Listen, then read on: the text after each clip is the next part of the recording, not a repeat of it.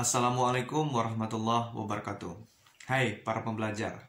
Di video kali ini kita akan bahas tentang rahasia usaha menjadi dosen muda.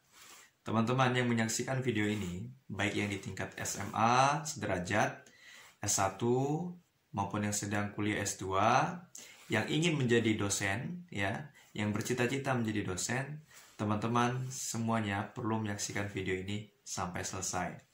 Karena saya akan menyampaikan 5 poin penting, ya, 5 rahasia utama, ya, 5 rahasia usaha, ya, yang harus teman-teman lakukan sehingga teman-teman menjadi dosen yang menjadi harapan cita-cita teman-teman semuanya. Mari kita akan bahas satu persatu. Yang pertama yaitu untuk menjadi dosen muda, teman-teman harus lulus S2. Untuk tahun, ya, video ini dibuat tahun 2021 sampai sekarang, untuk menjadi dosen, ya, menjadi dosen muda harus lulus strata 2 atau S2, ya. Kita nggak tahu ke depannya, misalkan ada perubahan, wallahu alam, hanya Allah yang tahu, ya. Jadi teman-teman wajib, ya, lulus S2. Nah, maka teman-teman semuanya yang masih meniti proses perkuliahan, sekolah, harus betul-betul dengan baik, sehingga teman-teman nanti ketika sudah lulus S2, teman-teman bisa mengajukan diri dan bisa menjadi dosen sesuai dengan cita-cita semua, ya, kita teman-teman semua, ya. Selanjutnya yang kedua yaitu teman-teman harus usahakan mendapatkan IPK tinggi. IPK Indeks Prestasi Kumulatif. Nah, ini di tingkat S1 dan S2 teman-teman harus berusaha dengan baik. Tentu tingginya IPK itu harus diimbangi dengan ini, kejujuran, kebenaran dalam mengikuti proses perkuliahan, proses ujian dengan baik, sehingga teman-teman betul-betul menyandang, ya, meraih IPK itu, ya, IPK tinggi itu hasil usaha sendiri, hasil jerih payah sendiri, sehingga betul-betul nanti pada saat kita mengajar kita agak ini senang. Sebab apa? Kita akan berinteraksi dengan mahasiswa, kita akan berkolaborasi dengan mahasiswa, ya, melakukan penelitian, mengajar di kelas, bahkan nanti pada saat mengawas ujian, misalkan kalau ada ditunjuk seperti itu, ya, teman-teman akan lebih enak, lebih mudah. Sebab apa? Teman-teman ketika meraih, ya, IPK itu dengan cara yang jujur, maka ketika ada mahasiswa yang tidak jujur, Anda leluasa untuk melakukan koreksi, ya, melakukan introspeksi kepada mahasiswa teman-teman semuanya, seperti itu. Itu yang harus teman-teman usahakan, yaitu mendapatkan IPK yang tinggi, ya, dengan cara yang baik, dengan cara yang benar. Yang ketiga yaitu teman-teman perbaiki komunikasi. Nah, ini dia, ya. Jadi teman-teman yang ketika ingin menjadi dosen, maka harus perbaiki cara berkomunikasi, berbicara, ya. Sebab kita akan berinteraksi dengan mahasiswa, kita akan berinteraksi dengan rekan kerja kita, ya, dosen, ya, dekan misalkan, atau ketua jurusan, ya, ketua program studi, bahkan rektor teman-teman nanti. Maka kemampuan komunikasi, ya, berinteraksi itu harus diperbaiki, maka harus diupayakan, baik yang masih di tingkat SMA sederajat, ya, ataupun teman-teman di sini yang sudah kuliah S1 nih, masih proses semesteran, ya, dan yang S2, perbaiki komunikasinya. Nah, kalau yang tadi masih malu-malu, nggak usah lagi malu-malu, ayo percaya diri. Yang tadi udah berbicara, coba diisi bicaranya, disusun dengan baik, diatur, ini seperti ini, ya, karena memang berbicara komunikasi itu kan nggak langsung bisa sehari, tapi harus proses yang panjang. Saya membuat video ini kan proses komunikasinya sudah lama, sudah panjang, ya. Walaupun teman-teman menganggap video ini kok komunikasinya seperti ini, ya, agak terbatas, namun ini proses yang sudah panjang, teman-teman. Saya mengajar di kelas, ya, di universitas, ya. Saya udah melalui proses yang panjang seperti itu, ya. Walaupun, ya, belum sepanjang yang dosen-dosen yang lebih senior, ya. Namun kita berusaha melatih bahasa kita, karena bahasa komunikasi di tingkat akademik dengan kita di luar, di masyarakat tentu berbeda, ya. Tentu berbeda pemakaian kosakata, terus pemakaian dalam penyusunan bahasa, karena kan nggak mungkin kita bawakan ya bahasa akademik itu ke masyarakat, karena kan itu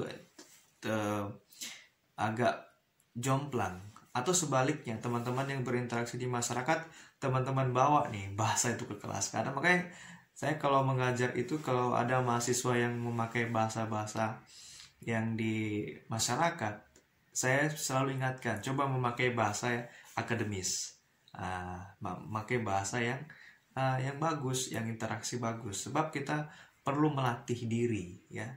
Teman-teman yang masih menjadi mahasiswa S1 dan S2 patut memperbaiki tata cara bahasa ini, berbicara.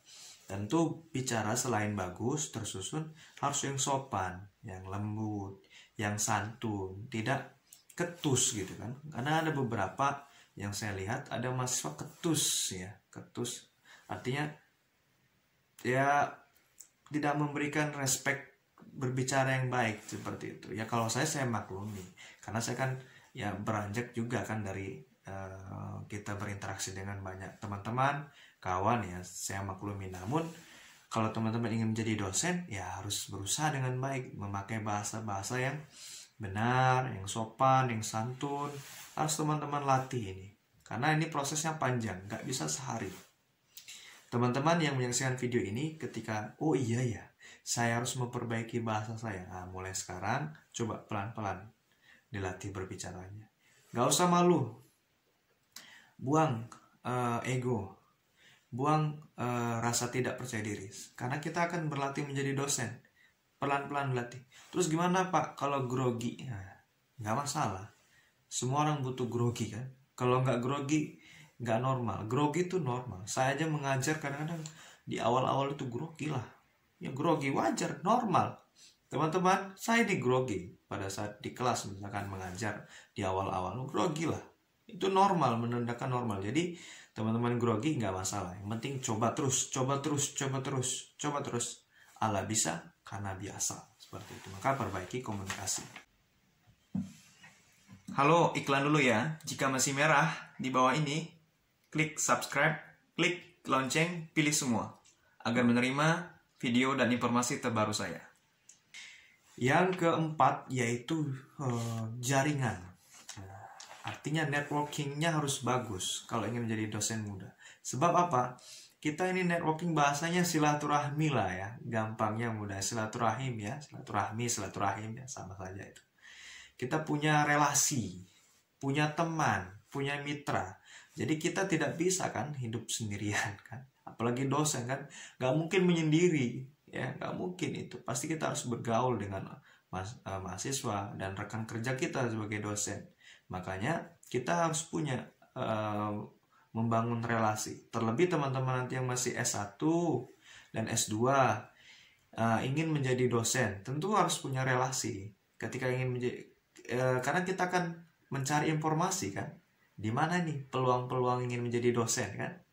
Nah, itu harus bisa membangun relasi dengan dosen-dosen pembimbing kita, dosen pembimbing S1 misalkan. Tetap menjaga komunikasi, relasi, networkingnya tetap dijaga. Dengan pembimbing-pembimbing tesis ya, S2 kan ada yang doktor, profesor.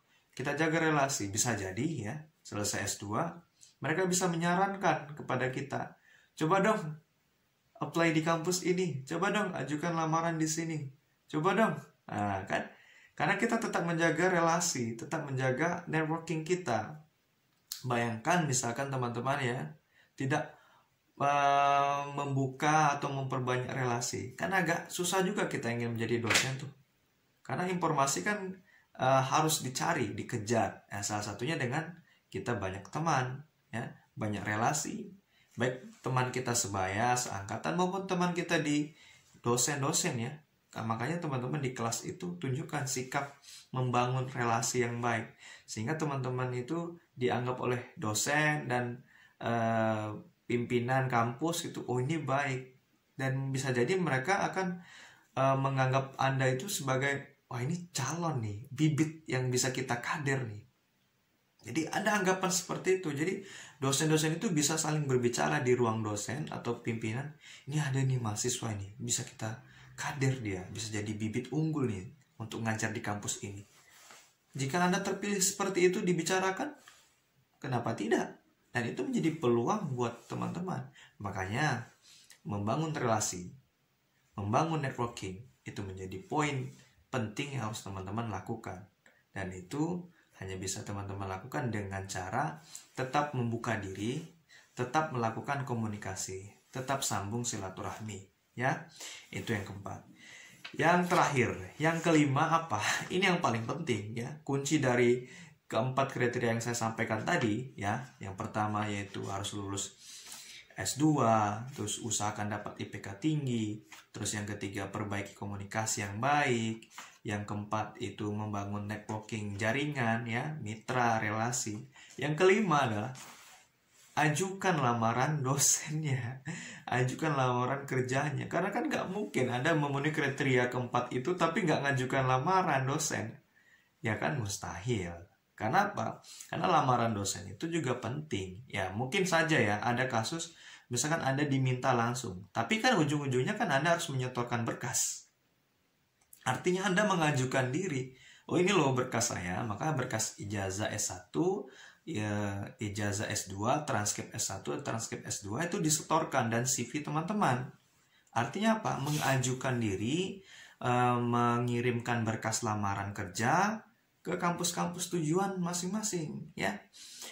Teman-teman yang menyaksikan video ini misalkan jurusan pendidikan agama Islam seperti saya, ya, maka menunjukkan surat lamaran dosen ke prodi-prodi, ya, PAI pendidikan agama Islam di fakultas ya keguruan atau fakultas agama Islam gitu di universitas atau perguruan tinggi lain.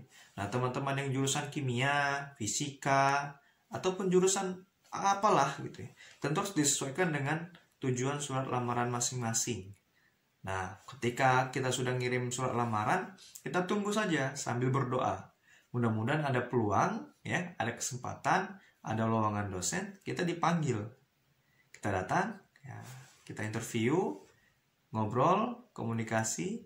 Jika oke, deal, kita akan menjadi dosen di universitas atau perguruan tinggi, ya, politeknik, akademi, atau institusi, ya. Teman-teman bisa menjadi dosen. Sebab apa? Anda sudah mengirimkan berkas. Itulah, ya, 5 rahasia usaha menjadi dosen muda. Mudah-mudahan informasi ini, ya, teman-teman, ya, bisa bermanfaat bagi teman-teman yang ingin bercita-cita, bermimpi menjadi dosen.